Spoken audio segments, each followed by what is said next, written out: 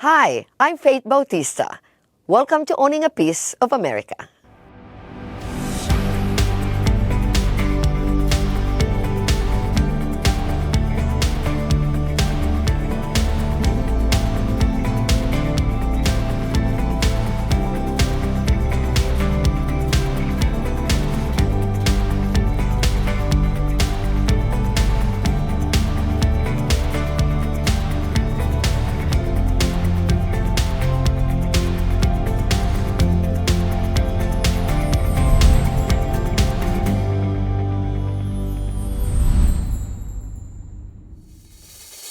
Can you tell us your background and how you got to the United States?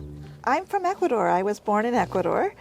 My father was studying in the United States. When he was studying here, he had the opportunity to stay here a little bit longer. And he brought my whole family over. My first residence in the United States was at the University of Washington in St. Louis, Missouri. And I came over when I was a very young child, and I grew up here. And how is it to be Ecuadorian or immigrant in the United States for you? I feel so blessed. I feel like I've had so many opportunities here in the United States. You know, of course, it's always different when you come from an immigrant family. You're a little bit different from your peers when you're growing up. I was very lucky in that I had the schooling that I wanted to have, that my parents really valued education and made sure that I had the opportunities that I wanted. So when I decided that I wanted to pursue a career in law, I was able to do that.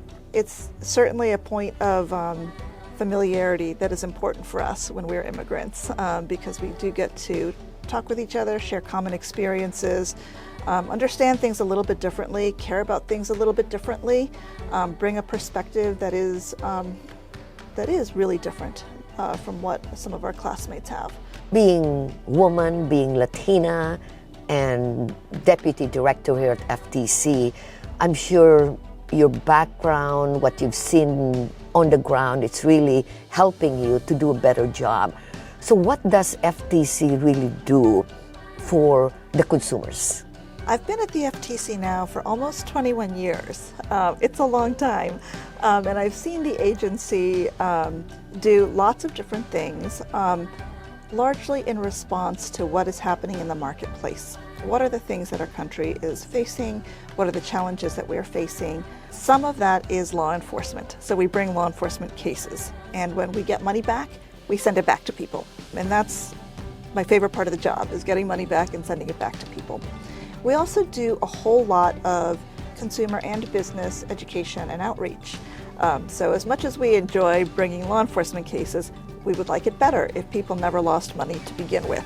For that reason, we have a lot of resources on our website, consumer.ftc.gov, that anybody can check out to see how they can protect themselves from frauds and scams, but then also how to help themselves in doing all the things that all of us need to do, like buying a car.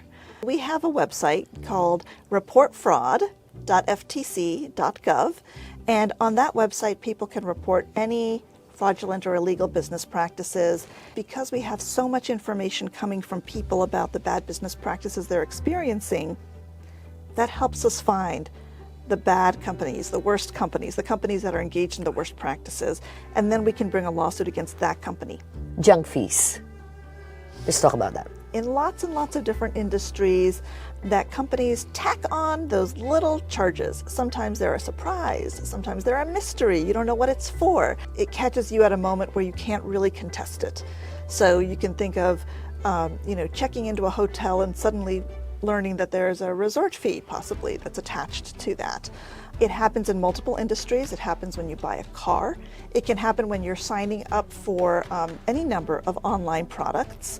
Because these fees can be so tricky, the FTC has proposed a rulemaking.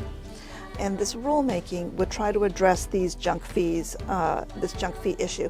At the moment, this is just a proposal, but we are seeking comment from the public about junk fees and how people have experienced them, so that we can refine our proposal it could potentially become a rule, and if it does, that would give the FTC one more tool to try to be able to go after companies that charge illegal fees and get that money back to people.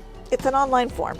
Yeah, it's that you don't need a lawyer to submit a comment about your experience. Something else that we're working on are what we call negative option and subscription charges. So you might be familiar with situations where maybe you sign up for a free trial of something, or maybe you know that you're getting some kind of a membership, but it's really hard to get out of it.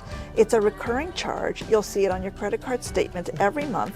We have brought a number of cases where we've said, hey, wait a second, that wasn't clearly disclosed to people, and people did not know that they needed to cancel the charge and when they needed to cancel, and sometimes it's really hard to do it. So what we have is another proposal called the click to cancel rule. This is a proposal. This is not in effect yet. It would require businesses to have a simple cancellation mechanism. And one more, that impersonation. Please tell us about this impersonation rule. Typically, they are government imposters, people who will call you and tell you they're calling from the IRS. They might call you and tell you they're calling from the Social Security Administration. They might tell you that your Social Security number was associated with some kind of criminal activity and you're going to have to pay a fee to reactivate it. That's all baloney. The Social Security Administration does not call people out of the blue and tell them that they need to pay money to reactivate their Social Security number. There's no such thing. What you need to do is you need to reach out. If you have any doubt, reach out to the SBA, not on the phone number that the caller tells you, not on the phone number that is in the text message or the email that you get. Find the phone number online for the actual SBA.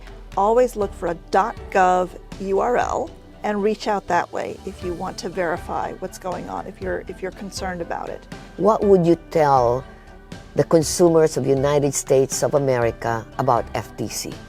If you ever feel that you have been defrauded or that you have been the victim of an illegal business practice, please file a report with the FTC at reportfraud.ftc.gov. Please check out our website for tips and information. It's a great way to start to know what are the laws that apply, what are your rights as a consumer, what are the things that you can do to protect yourself. You can get there by going to consumer.ftc.gov. So please know that we are working every day. We're working on law enforcement cases, and we're working on every new scam that we hear about. We are definitely trying to put out advice and information as soon as we can. Well, thank you for what you do, and thank you for FTC. Thank you. Thank you so much for having me. Thank you for watching Owning a Piece of America. My name is Bautista. Take your piece.